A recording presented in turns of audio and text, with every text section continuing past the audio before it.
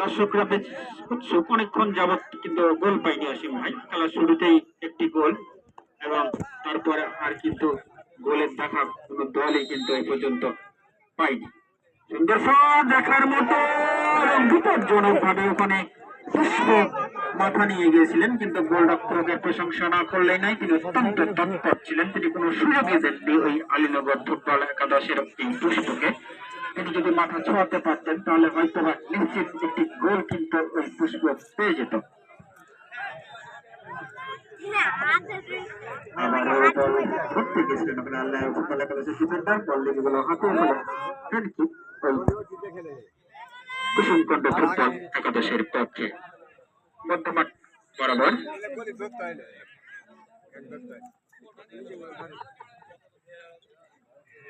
14 নম্বর jersey পরিতে খেলোয়াড় লম্বা করে বাড়িয়েছিলেন, ওখানে উদ্দেশ্য ছিল চতুর্থ, কিন্তু কড়া পাহাড়ে রেখেছিলেন ওখানে হরিনগর ফুটবল একাদশের ডিফেন্ডার। তিনি বল ক্লিয়ার করলেন, আবারও কিন্তু আক্রমণে কুসুমকণ্ঠ ফুটবল একাদশ 7 নম্বর জার্সি পরিতে খেলোয়াড় লম্বা করে ক্রস করেছেন, কিন্তু না, লক্ষ্যভ্রষ্ট।